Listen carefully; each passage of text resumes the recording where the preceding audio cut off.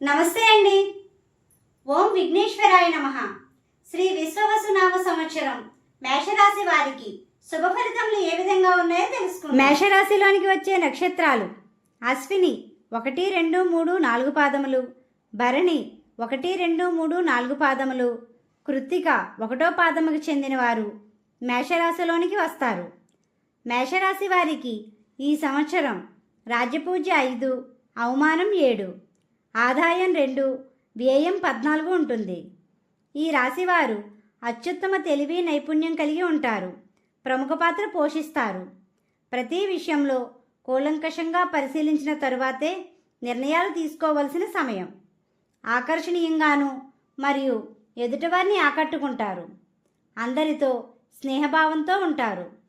నలుగురిలో ప్రత్యేక గుర్తింపు పొందుతారు. కోపం మరియు దూకుడు స్వభావం తగ్గించుకుని ముందుకు సాగవలసిన సమయం.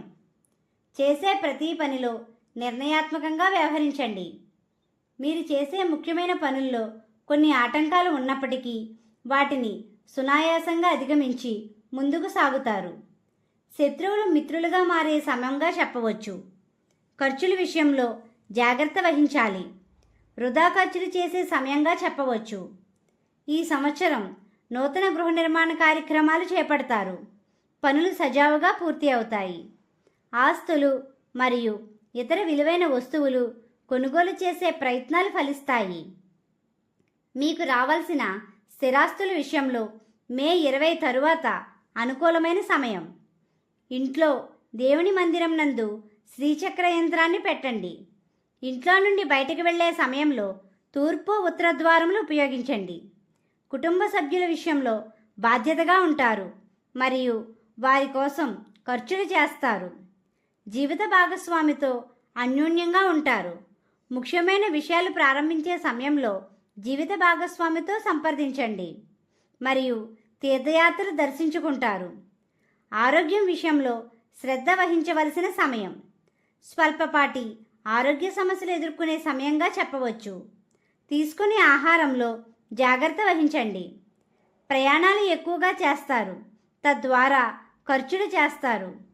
నమ్మక ద్రోహానికి గురయ్యే అవకాశం ఎక్కువగా ఉన్నాయి. ఆచితూచి వ్యవహరించండి. మీరు అనుకున్న పనులు పూర్తి అయ్యే వరకు బయట వారితో చర్చించకండి. కొన్ని ముఖ్యమైన శుభ కార్యక్రమాలు మీ చేతులతో చేసే సమయంగా చెప్పవచ్చు. మీకు మార్గమధ్యలో గోమాత కనిపిస్తే ఏదో ఒక ఆహారం పెట్టండి. ఎప్పటి నుండో పెండింగ్లో ఉన్న పనులు మరియు సమస్యలను స్వయంగా మీరే పరిష్కరించుకుంటారు. ప్రశాంత వాతావరణం లభిస్తుంది. ధైర్య సాహసాలతో ముందుకు సాగుతారు. ఎదుటివారిని సహాయం చేసే గుణం కలిగి ఉంటారు. ఈ రాశివారు ఈ సంవత్సరం ఆదాయ మార్గాలు లభించే సమయం. బాధ్యతగా సద్వినియోగం చేసుకోండి. రుణ సమస్యలు ఉన్నవారు ధైర్యంగా వ్యవహరించండి. వాటిని సునాయాసంగా అధిగమించే సమయంగా చెప్పవచ్చు. మీ చేతులతో రుణాలు ఇచ్చినా తీసుకున్నా కూలంకషంగా వ్యవహరించండి.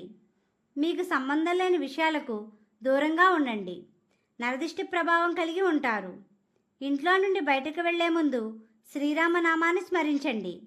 మధ్యవర్తిత్వ వ్యవహారాలు చేసే సమయంలో ఆచితూచి వ్యవహరించండి. సమయానికి ప్రాధాన్యతనిస్తారు. కోర్టు వ్యవహారాలకు ప్రాధాన్యత ఇవ్వవలసిన సమయం మరియు బాధ్యతగా ఉండండి. ఉద్యోగస్తులకు స్వల్పపాటి ఒత్తిళ్లు ఉన్నప్పటికీ వాటిని సునాయాసంగా ఎదుర్కొంటారు. తోటి ఉద్యోగస్తుల ద్వారా ప్రయోజనాలు పొందుతారు. ప్రమోషన్ల కోసం చూసే వారికి జూన్ 6 తర్వాత అనుకూలమైన సమయంగా చెప్పవచ్చు. ఉద్యోగ ప్రయత్నంలో ఉన్న వారికి ప్రయత్నాలు ఫలిస్తాయి. వ్యాపార రంగంలో ఉన్నవారు తెలివి నైపుణ్యంతో ముందుకు సాగుతారు. మంచి లాభాలు గణిస్తారు. వ్యాపార ప్రదేశాలలో లక్ష్మీ గణపతి యంత్రాన్ని పెట్టండి.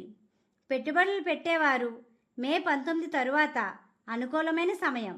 అయినప్పటికీ సమయానుకూలంగా వ్యవహరించండి. విద్యార్థులకు శ్రద్ధ మరియు ఏకాగ్రత అవసరం. మంచి ఫలితాలు పొందుతారు. ఉన్నత విద్య కోసం విదేశాలకు వెళ్లే వారికి ఏప్రిల్ 29 తరువాత శుభదాయకం. ఎప్పటి నుండో వివాహ ప్రయత్నంలో ఉన్నవారు ఏప్రిల్ 9 తరువాత అనుకూలమైన సమయంగా చెప్పవచ్చు. వివాహేతర సంబంధాలకు దూరంగా ఉండండి. స్నేహితులు మరియు బంధువులలో ప్రత్యేక గుర్తింపు పొందుతారు మరియు వారికి మీ ద్వారా ప్రయోజనాలు చేకూరుతాయి. ఈ రాశివారు విష్ణు సహస్రనామాన్ని చదవండి, దుర్గా అమ్మవారిని, కలియుగ వెంకటేశ్వర స్వామిని పూజించండి, గోమాతకు ఆహారం పెట్టండి. ఈ విధంగా చేసినట్లయితే ప్రశాంతత పొందుతారు. మా వీడియో కానీ మీకు నచ్చినట్టయితే లైక్ చేయండి, షేర్ చేయండి, కామెంట్ చేయండి. ఇలాంటి మరెన్నో వీడియోస్ కోసం మా ఛానల్ ఇప్పుడే సబ్స్క్రైబ్ చేయండి.